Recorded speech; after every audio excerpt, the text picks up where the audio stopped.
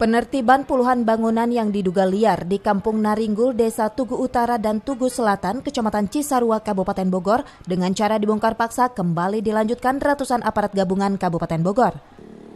Namun kondisinya memanas dan diwarnai kericuhan. Pasalnya warga yang emosi mempertahankan haknya melakukan perlawanan terhadap ratusan aparat yang melakukan eksekusi.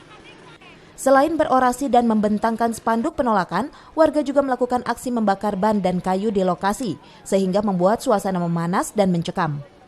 Aksi perlawanan dilakukan warga karena penggusuran itu dinilai tidak ada kejelasan ganti rugi serta tempat relokasi. Apalagi warga beralasan sudah puluhan tahun menetap di kawasan tersebut. Selain itu, banyak warga yang mengaku telah memiliki sertifikat sebagai bukti kepemilikan sah di lahan tersebut.